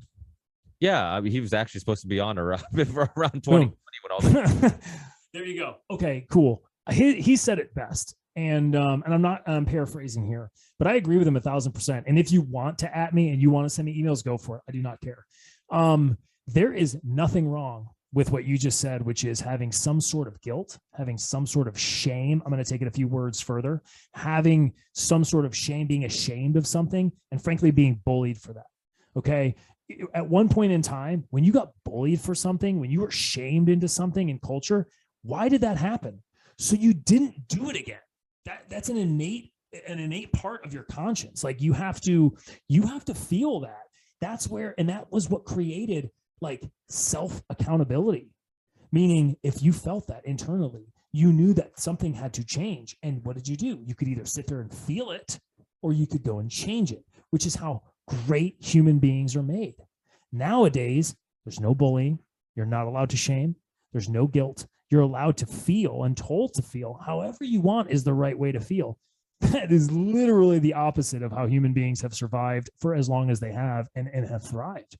You're seeing a decrease in things like, don't let them fool you, because there's no science to back up the opposite. You are seeing a massive decrease. And not only, like, let's talk about physiological effects. Testosterone levels are through the floor. A 21-year-old man has the same testosterone as a 67-year-old man in the year 2000. Okay. That is insanity. If you want to take it back and go to the year 1944, you are talking about a completely different physiological animal, a completely different person. These things run down and they end up physiologically changing things, even cognitively. Study after study after study shows that us as an individual, like people as a general, our overall IQ levels are dropping at an exponential rate. Now, you can distill this stuff down all the way you want, but if people don't have the ability to think what they're doing when they're doing something terribly wrong, because there are things that you can do wrong in this world, contrary to what society will tell you, if they don't feel that, you're breeding an entire culture of sociopaths where they have no responsibility and nothing is wrong. So you have zero self-accountability, which is, I mean, I can relate it to business. I can relate it to family because I see it throughout my business all the time. through individuals that work for us and then leave because we hold people accountable to a T, and they can't handle it. And millennials and underneath cannot handle accountability. It literally, there is something in our society that is teaching them the opposite of accountability, that when they are forced to face accountability from another human being like myself, okay, or a coach, they have no idea what to do except elicit two emotions, and they typically go together, which is anger and terror, basically. And so, and I can say this from personal experience, seeing it on the field, seeing it in my own personal office, when you hold somebody accountable, especially certain generations, tears and terror. And it's simply asking them, did you do this? Why did you do it? What do you need to do instead next time to make it better? Again, I'm generalizing, but you will terrify people, and that's where society has degraded to. Well, maybe you didn't use the right pronouns when you were speaking. So don't get me started. Well, what you're saying is this is the thing, and there's something about, so after the Enlightenment, there was this a lack of, the material world thing. I've gone into it a lot on the podcast. But there's Leo Strauss talks a lot about how after the Enlightenment we became very materialistic, very like we put spirituality and anything that seems supernatural or anything behind us. We thought we became smarter, but then it kind of led the way down scientism, which is kind of like Didn't you have Triple A on your show one time? I host a show with Triple E. Triple E. Oh, okay. I host. Then what I'm about to say is probably not out of context at all, or whatever. You guys, totally by design. Oh, totally by design. Enlightenment, all of those things, totally by design. It's for control of human beings. That's all it is. Well, that's even the thing, like you were saying in regards to emotions. We're overvaluing valuing emotions. Like you getting upset about something shouldn't be more, or your feelings being hurt shouldn't be more important than you getting what's the word I'm looking for? Maybe being presented with the mistakes you made, or giving your word and not coming through the promises that were broken. It's like, okay, so now you getting hurt because I'm confronting you about this is more important than you not doing the thing in the first place, like not having discipline, not having it's completely foreign to them. It's completely foreign to the world in which they grew up. And again, I'm not saying everybody, I'm just saying when you start getting to this we're generalizing here with society, but it's completely foreign. So they're being confronted with human emotions that they've never actually had to feel before, or on a real level, in front of a stranger who isn't their parents or who isn't. Are you seeing the correlation between, okay, think about this, right? So for a while now, you look at global warming, global climate change, obviously the move to electric cars, whatever it may be, the emphasis on factory farming, which I'm not a fan of, but the anti-meat movement, like all this has to do with like demonizing the human, right? It's like, it's almost like we're the problem. How do we stop us? Because we're the problem. It's like something that you said, which I love. Humans have done amazingly beautiful things and are capable of things we're capable of things we don't even know we're capable of. I didn't know I was capable of holding my son, 8 hours a night on zero sleep while he was crying because I couldn't figure out how to get him to, to stop crying. Like my arms were sore. I've never held anything that long in that position. But you do it. Like you didn't know you were capable of just going to work and doing the things you had to do on very little to no sleep, but it was required of you because you had a baby at home that wasn't letting you sleep. And that's just a mild example. There's examples of people doing even crazier things, like cutting off their arm to survive, and because they're stuck somewhere. That's something that I bet you, if we found a story where somebody had to cut their arm off to survive, and we interviewed them and we said, would you ever think you were capable of doing something so crazy just for survival purposes?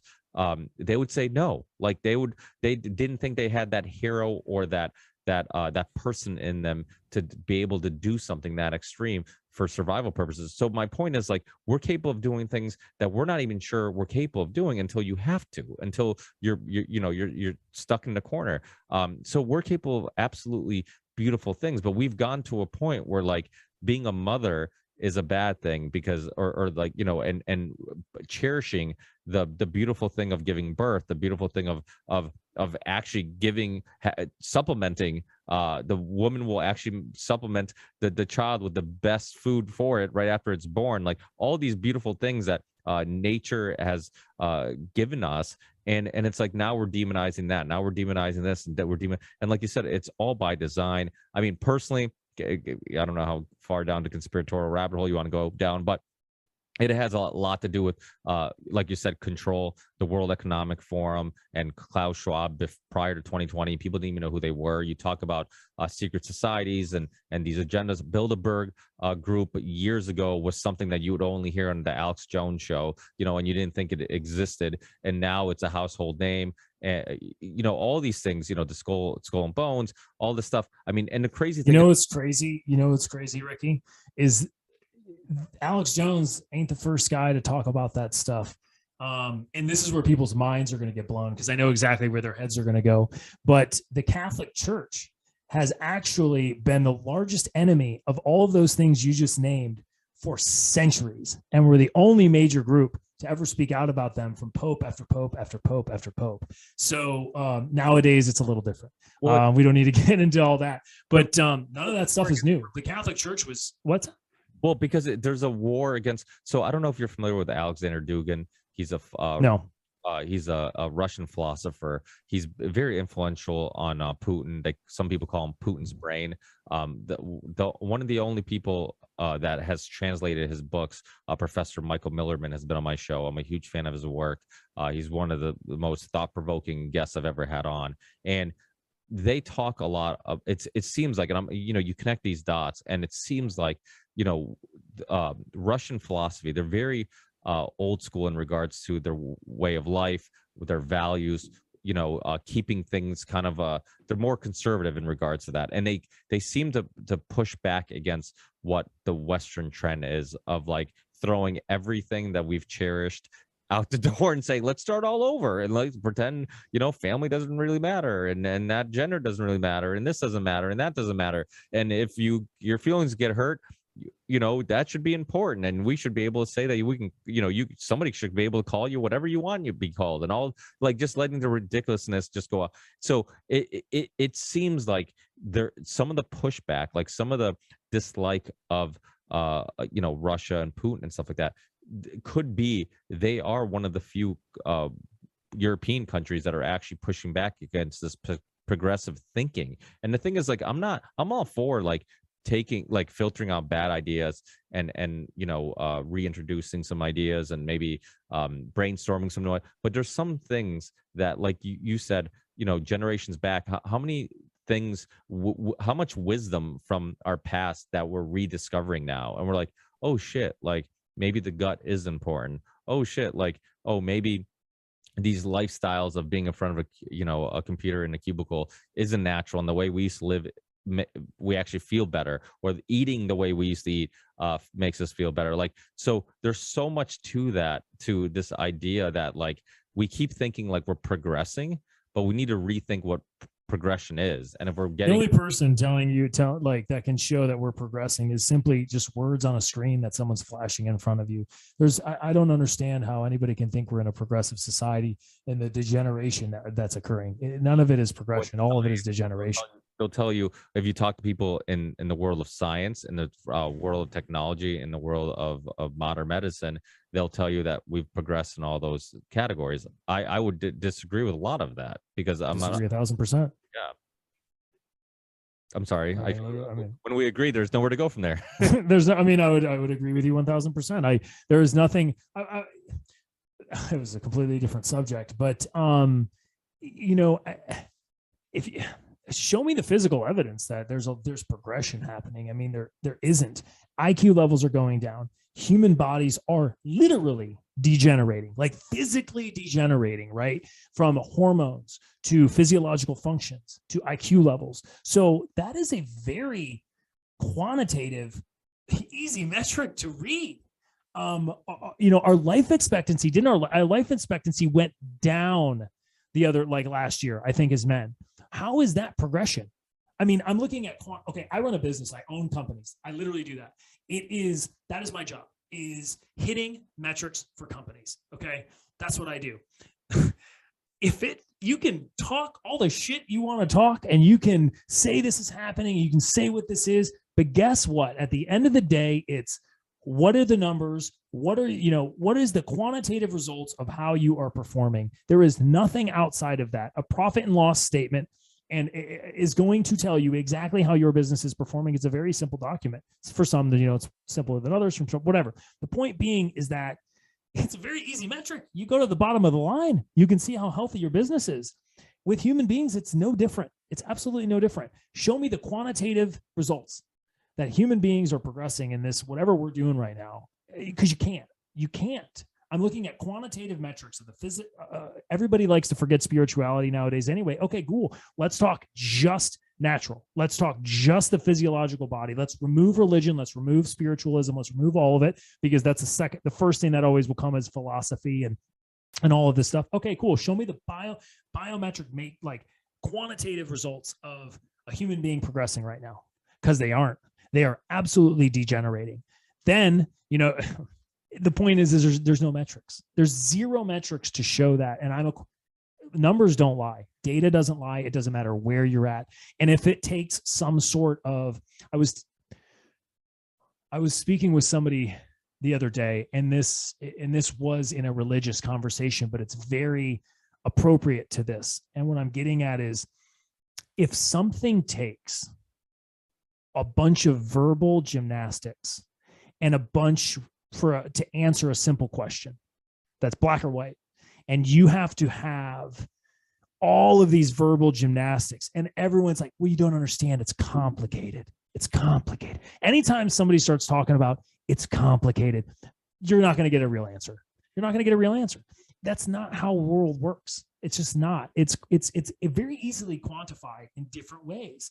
And I mean, it sounds like, people on your show are, probably like-minded than yourself. So I probably won't get too much heat, but if you want to send heat, I don't care really, dude. What are you going to do? Nothing, not to me. So, it's just, there's no metrics. There's no metrics to show that we're progressing in any type of way. We're degenerating at a very fast pace, actually. That's at least what the numbers show. And if you'd like to, send me numbers differently, that's fine. I don't care. Well, but I won't get any of those emails, because there's nothing, you can't quantify it. It'll only come in some sort of study from some psychology major in some university that is absolutely an opinionated, hand-guided study that is only going to come down to an opinion about where it's going. Because anytime you approach any of those arguments and you show the actual data and physiological scientific results of human beings and culture and, animals in captivity, you can look at animal studies, human being studies. One of my favorite studies is the studies of chimpanzees and bonobos when you're in, high density areas. So you take human beings out of it entirely, and you can look at human bonobos and their behaviors as related to chimpanzees, which those two monkeys are, whether you believe in evolution or not, are closest genetic relatives. So you can look at animal studies which have no human sociology behind them, and how chimpanzees who operate in small tribes, very tribal in rural areas related to the jungle, operate, and how bonobos, who are almost the same kind of monkey, live in highly densely compact, what you would call cities, in trees that have abundant resources, that have everything at their beck and call, and how different they act related to those population densities as well as their behaviors. I mean, it's all quantifiable. There is no, I'm going to take this back. This is really important. If anybody has to go, well, it's complicated. No, it's not. So they send me a different answer. Well, Plato, he died at 80. People think that everybody back then died really young, and it's like, even they didn't. The life expectancy. So I've had Dr. Christopher Ryan's on, who wrote the book Sex at Dawn and also Civilized to Death. And even though I completely disagree with him in regards to COVID, and which he knows because we've talked a little bit back and forth, but via email. But he I'm a huge fan of his work in regards to Civilized to Death, and that's when I had him on. I think he just released the book or was just about to release the book, and that's something we talked about, how if you take away infant deaths, that the life expectancy hasn't changed at all. And so, infant deaths, obviously with C-sections and all that stuff, like that's one example of modern day being better and improving. But you remove that, and it's like the life expectancy hasn't changed at all. So everybody has this idea that everybody lived till they're— It's going down, Ricky. It's going down. Which is technically. Yeah, technically you're right. And well, actually, I think what was the life expectancy if you got COVID? Wasn't it higher than if you didn't? I don't even want to talk about it. I will get you talk about it. But yeah, if you guys want to learn more about that, just go back and listen to the Dr. Peter McCullough shows. But plug your own show, dude. Plug your own other episode. Let them listen to it. Don't get me started. I actually just released a episode, the one that I released yesterday with Dr. Jessica Rose and Dr. Stephanie Seneff, who's a MIT senior science researcher, and we talked a lot about like glyphosate and obviously some of the VARS data, because Dr. Jessica Rose is kind of expert with the vaccine adverse reaction stuff. But without a doubt, glyphosate, it's another example of another thing. Like we have toxins around us everywhere, and we have things poisoning us everywhere. A lot of our issues. That's why I think even the carnivore diet has worked for a lot of people, because it's a process of elimination. You're removing a bunch of stuff that you probably shouldn't be eating, or in some cases you just have. With the carnivore diet, I don't fully disagree with it at all. I think what the carnivore diet does for a lot of individuals, not necessarily just eating meat, but when you can only eat meat, I mean, you're going to eliminate all of the trash that you feed yourself on a daily basis. The lack of nutritional education in this in the world, and I didn't grow up in Africa. I didn't grow up in Australia, so I can't speak for certain regions. So I'll stick to the United States. The nutritional information provided in the United States is a joke. It's an absolute joke. You have no idea the trash that you're putting into your body. So just by going on carnivore, no wonder you're going to get incredible results. You're taking out toxic sludge that you typically would eat on a daily basis. My wife hates the fact that I know this shit, but it's reality, dude. And you can eat human feces all you want. It doesn't make it good. In fact, there's plenty of human feces found in McDonald's meat, but once you eliminate those things, oh dude, I'm going to get an email from McDonald's. Once you eliminate those things, even with its carnivore diet, no wonder you're going to feel good. No wonder your results are going to come back. Your blood work's going to come back better. It removed literally toxic sludge from your diet. Of course you're going to feel better. I recommend any diet that's going to eliminate all of the crap that you get on a daily basis. My favorite thing is if it didn't exist before 1900, you shouldn't eat it. Yeah, I like that. I typically say if it has ingredients, don't eat it. Eat stuff that you can pick, you can grow, you can kill. Yeah, that doesn't have to come with a food like a ingredient label. 100%. Yeah, without a doubt. I know I've taken up a bunch of your time. You're super busy, and who knows? Your kid's right around the corner. You could be becoming a father any moment. I mean, my wife's probably texting me right now, like, "Where are you?" But yeah, who knows, man? Who knows? But yeah, it's dude, I had a blast. I mean, it's clear we could probably talk forever and ever. We haven't even scratched the surface on the crazy stuff that's existing nowadays. But maybe some other time. Yeah, we'll definitely have to reconnect soon and chat again. But we'll try to stay away from any topics that might might hurt your business. But Ricky, I will tell you that because you said that, I'm not really. Our business is great, and the guys that utilize our products probably agree with us on everything that we're saying. So it's not really a big deal. If you're worried about that kind of stuff, you got to build your business differently, I guess. Yeah, that's one thing. I don't like sponsors, but I remember when Rob Wolf, after he was on the show, I use Element, his electrolyte product, and then he asked, "Hey, do you want to sponsor?" And I'm like, you know what? I'm like, I love Rob Wolf. I've been a fan of his forever, and he has a lot of the same beliefs. One of my favorite tweets during the lockdown was Rob Wolf. He wrote, if you run a PCR test long enough, you could probably find Jimmy Hoffa. It was like, that was just the tweet, but I'm like, oh, I love Rob. You'll never find that guy, by the way. No, they won't, by the way. But it was just, I love people who own a business, but yet aren't afraid to, because a lot of times people will, they'll kind of hide what they believe for, and I get it. I don't blame people for doing that. But I love when people are like, you know what, I do have some values. I do have some things that I strongly believe. And, I'm not afraid to kind of share it, even if it means that some people are going to disagree with me. There's always going to be somebody who disagrees with you. I mean, that's never ending. 100%. I've had 100%. I've had Greg Pallas on, who's from the left, and people from the left. I've had people on, like I said before, Roger Stone, who has comes with a lot of negative comments when you have somebody on. Like, no kidding, dude. but the thing is, like, if I can extract something from them and learn something from them, and from their unique experiences, then why not? And I can hold a conversation with just about anybody. It doesn't matter how much we disagree on. Like you said, so I think you said it, but we've been talking for a while. But this idea of like listening, and you can. It's like that saying, a smart person learns from their mistakes. A smarter person learns from other people's mistakes. It's like, yeah, listening to what other people have been through, I can also learn from that. And you can, regardless, if you disagree on certain specific ideologies, there's always going to be stuff that you can learn from, and challenging your own ideologies is very important. I'm all for this. Actually, he used to co-host the Brian Callen show with Brian Callen, Hunter Motz. He used to say idea sex. He's all about idea sex. And I'd love that idea of, like, not just sharing your ideas, but letting your ideas be challenged is super important. Because if you can circle around and you come back to the same ideas, then that means you kind of, you're onto something. But if they get challenged and you get emotional or you can't defend it, then maybe you have to reanalyze what you believe or what you think. So I think, couldn't agree more. Life in an echo chamber ain't going to help you. And too many people on every side of the aisle, because it's not just left and right or whatever. Because I don't agree with left or right, to be very honest with you. But yeah, dude, I'm a tough guy to get into those conversations with, because everybody thinks I'm on their side, and they both find out that I'm not on either. So you're like me.